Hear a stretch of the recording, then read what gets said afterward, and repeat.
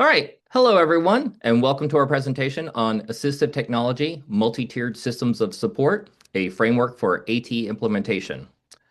I am Don McMahon, and I'm an Associate Professor of Special Education at Washington State University at our Department of Teaching and Learning. And hi there, my name is Lauren Tucker. I am an associate professor of special ed at Southern Connecticut State University. So I know everyone's excited for one more iteration of multi-tiered systems of support. Lauren and I came to this work because we've been working on a couple of challenges around assistive technology implementation. Lots of people are strong proponents of assistive technology implementation, but there are lots of challenges that kind of come along that part of the process. Really thinking about, right, how we provide ownership and responsibility and have kind of a cohesive plan, which is really where the framework came. Yep. One of the biggest challenges with assistive technology is there's a lot of misperceptions about what actually qualifies as assistive technology. So reminding everyone what the legal definition of assistive technology is kind of foundational with a lot of our approach to this work. And I love the definition because it really does kind of dispel some of that preconceived notion about what assistive technology is. And this legal definition in IDEA really highlights it's the function of what the device does, right? As long as it increases, improves, or maintains the functional capability, it qualifies as assistive technology. And that is a huge continuum of tools. Right. But we still come across many pre-service teachers or teachers out in the field who have a view of assistive technology that maybe it's only communication devices or that's only for a certain group of students. In every single IEP meeting that we are supposed to have a discussion and make a determination, an assistive technology device or service needed to improve, maintain that student's functional abilities. And this consideration of assistive technology in every annual meeting is, as Don said, required, but we also need to be sure we do this meaningfully. I know way back when I started teaching in special ed, we had kind of our forms, and some of the forms that I received already had the box checked that assistive technology was not needed, was considered and not needed for the student. So not only do we have to have the discussion, but we need to really have a meaningful consideration process. And that's our hope for supporting this framework. Right. Lots of times I've been working with students who are reading multiple grade levels below where they should be, and very confidently it's marked no assistive technology is needed to support this student. And I have questions in those situations sometimes.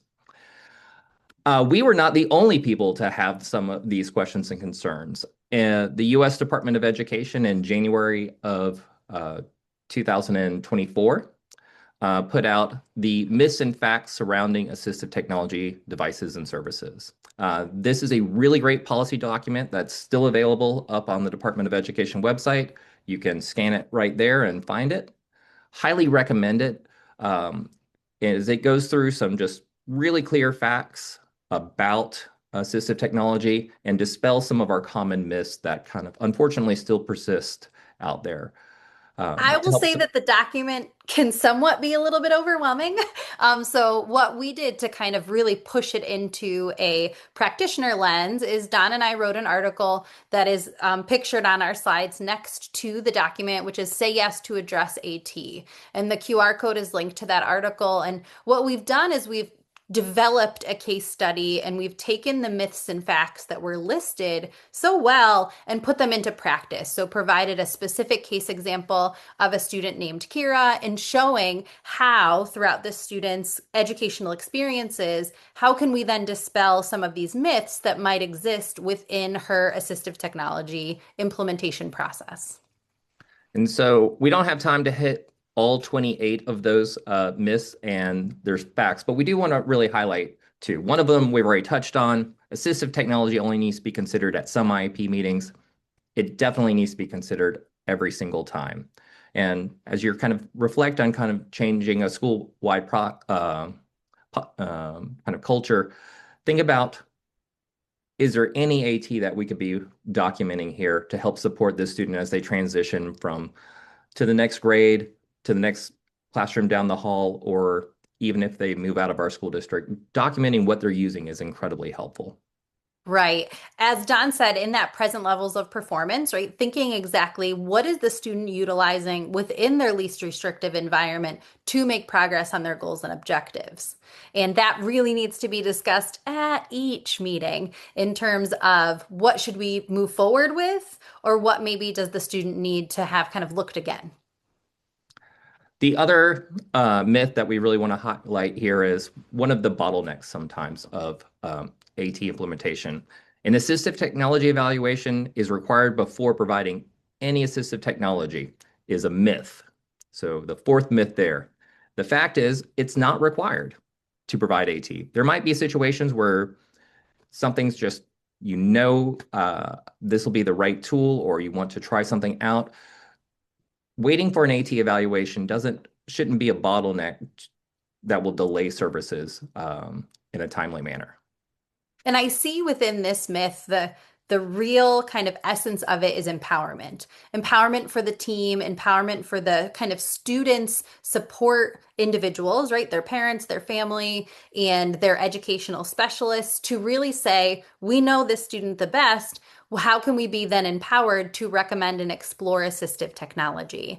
And so, what Don and I did as well at the end of our other article is we then provided an action plan for schools to look at and organizations in general to then review what is our assistive technology culture and how can we then take steps to actively improve students' access to assistive technology and empowering our school teams to recommend and implement assistive technology for students who need it. Right. And this will look a lot different in a large school district versus a small one. One of the districts that I know pretty well has one special education teacher who's also the special education administrator for the school district. And, when they assembled their AT team, it's probably, two people. It might look real different at a larger district. Lauren used to work as an assistive technology professional for a large school district. So Yes, and I really did find that oftentimes I wanted to support and empower teams in order to make some of these decisions. And I find that using the myths and facts published by the Department of Ed really does help to kind of uncover what is that underlying culture to then improve the implementation. yeah, taking some of the student scenarios and think about, all right, we identified a need. How long is it going to take us to get the assistive technology to the student, or do an AT evaluation, or is it even necessary? Are all things that teams can kind of work through. But as we were doing some of this work, we started to realize that there might be some strategies that we could work on that would help kind of clarify where those kind of divisions might be. And that was kind of the work that led us to think about conceptualizing assistive technology implementation in terms of multi-tiered systems of support. And so So, this go ahead. AT-MTSS framework really is designed, and I think it can be so powerful specifically in teacher preparation programs or also within professional development for schools to again focus on that empowerment for teachers and educational support individuals to explore, learn more about assistive technology, and remove some of those barriers of having it be kind of a specialist model. As Don mentioned, when I was an AT specialist, it was really challenging to meet the needs of everyone. And this framework really demonstrates how we want to empower educational professionals to consider and implement assistive technology. And so I think our approach here is just what Lauren was saying, that we really believe that there are lots of kind of misconceptions that are kind of slowing down our implementation work. And there's a great amount of resources that we believe that are available kind of as universal supports and easy to implement kind of tier one supports that we should be teaching all of our educators to use. And so this is our kind of framework of what it looks like in our article that's in the Journal of Special Education Technology around assistive technology multi-tiered systems of support. Kind of at the bottom, we have a kind of Tier 0, all of the resources that would be available for general education teachers all the way up to very specialized assistive technology. And we're going to kind of take you through each one of those tiers real fast. And our goal and vision for this framework is to not only be involved within educator prep programs, I know it's being integrated into where I work, but also supporting administrators to plan for professional development and sharing kind of the new advances in the field with teachers. So the first tier is tier 0, and these are the universal supports. And for me, the best way to describe this, right, is when any teacher is implementing, a regular education teacher implementing tools and meaningful supports within their classroom. The best example for me is my daughter, when she was in kindergarten, had a teacher who consistently had a visual schedule. And my daughter thrives on routine and kind of predictability in order for her to be successful. And as we were meeting as an IEP team, we discussed, and her regular education teacher shared how beneficial having a visual schedule was for her in her progress. And so as a team, we decided that visual schedules were an appropriate and a necessary assistive technology tool for my daughter. And in this example, it was a perfect illustration of tier 0 in action. Her regular ed teacher utilized visual supports in a universal aspect for every student in her class. But because of that exposure, we learned that visual schedules were requirement for my daughter to make progress in order to improve, increase, or maintain the functional capability within the classroom. Yeah. And when I'm a little bit older, and I remember having many times like the student can use a keyboard instead of having to write out, 2 to 3 paragraphs. On it, with so many of our schools having kind of universal one-to-one devices, in that case, if it's nothing out of the ordinary, it's probably, it might be part of this kind of universal supports with technology tier. Our second uh, tier here, or our tier one, the second one we're going to talk about though, involves kind of common assistive technology. And this is where we're going to use our professional judgment, probably as special education teachers, to try assistive technology. If my student is working on, let's say, an iPad or a Chromebook, turning on the text-to-speech features or allowing them to dictate an outline are all perfectly reasonable common assistive technology options that don't require the schools to spend any money.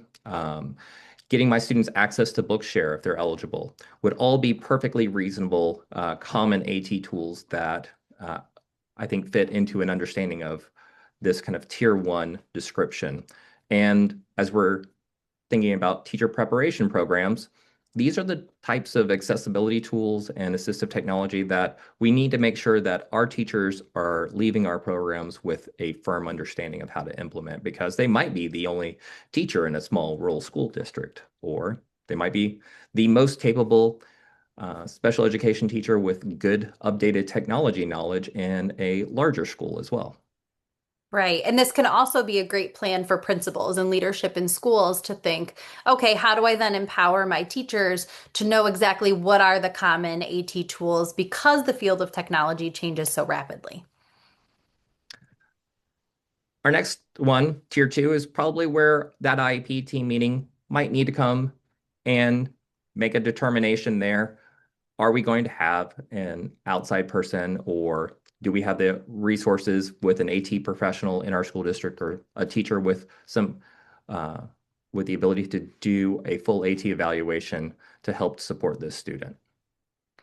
I think of tier 2 really as, having that meaningful consideration for assistive technology, having a discussion while we're developing a plan for a student and say, ooh, I think that there's some technology out there that might be able to help this student. However, I'm not really sure, right? So now we've kind of moved into that beyond the common knowledge or common AT tools. This might be a level of specialization that a team either might benefit from consultation from someone who has expertise in that area, whether it's kind of mobility or kind of visual supports, or having then someone come in and do a full AT evaluation. So this is kind of where we've moved on from kind of typical awareness in the student's least restrictive environment to now let's get a little bit more knowledge for the team. And this could look different for different students. Yeah. You know, it's perfectly reasonable that schools have concerns about spending money on certain things, and they want to make sure that that money's spent well. Before you spend $300 on a app that's a augmentative and assistive communication app on an iPad and purchase an iPad, you might want to make sure that it's a good fit. And so rather than just, hey, let's spend all of the money and have it that assistive technology get abandoned. So that's where kind of this view of tier two recommendations are. And then finally, looking at tier three, this is our students who have significant complex needs. And so you might have multiple layers of assistive technology from software and hardware that might need to be programmed and then also collaborated among multiple individuals. And so you really do need someone with that specific assistive technology expertise to program devices, fit for tools, and being able to again customize it for the student so that it meets their specific need. And so this is kind of the point of our framework where we have the students with kind of the most specialization. Yeah. And so as trying to make sure that all of those things work together will often require a school district to bring in an outside professional. And, you know, thankful that's kind of our view here of that tier three. We also have some recommendations as you're thinking about assistive technology, multi-tiered system support implementation about how your school districts should think about doing some of those AT evaluations. And I know for me in my practice and in within our educator prep program, we introduced the SET framework not only as an extremely valuable assistive technology evaluation framework, which is developed by Joy Zabala, but it really helps us to ensure that our technology decision making is person-centered, right? We are looking at the student and the individual first, thinking about who they are, their strengths and weaknesses, the environment in which they're functioning, the tasks that they need to complete, the tools that they have available to them within their least restrictive environment, and then also possible tools that could support them. And I really encourage my teachers and colleagues to utilize the SET framework questioning during the consideration process, and also if you are conducting a formal assistive technology evaluation. This framework really does apply in so many different spaces to make sure that we are doing person-centered planning. Laura and I are both former leadership or board members of the Innovation and Special Education Division of CEC. And one of the things that ISET worked on recently was trying to update the set prompts with some considerations for some culturally reflective prompts about how making sure that, you know, if you're using a communication device, that it's working across multiple languages for our students who are live in multilingual homes. And so if you want some of those resources, we wanted to make sure that we provided those, and they're right there for you. We also wanted to share a very tangible resource. So as I mentioned, I am currently teaching in a teacher preparation program, and within our teacher prep program, we do have an assignment for our future special education teachers where they complete a trial and implementation plan for assistive technology. And what we do is we're integrating the AT-MTSS the tier 0 through tier 2 within our educator prep program to myth bust number 4, to kind of really dispel this idea that the only way to get assistive technology for a student is to conduct an AT evaluation. So all of our initial special education teachers conduct something called, we call it a trial and implementation plan, but they walk in utilizing the SET framework. They then identify an area of need for a student, collect baseline data, implement a tool, and then develop kind of a progress monitoring data collection to then make a decision as to what is our data showing us,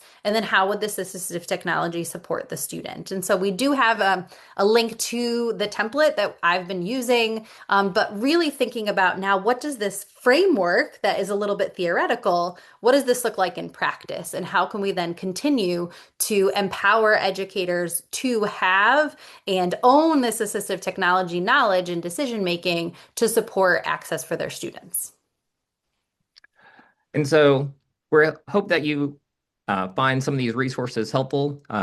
We think there's lots of ways you can implement them in your teacher preparation programs or in your professional learning communities at your schools. Um, it's very possible that you're all working with schools that have AT implementation down perfectly. If you do, please let us know how you did it. But if you are working in a school community, much like many of the ones that we're working with, who might be successful at some parts, but less successful at others, we hope that you find some ways that you can use some of these resources to have some discussions and help kind of change some of those school-wide cultures. Well, thank you all so much for your time. Thank you.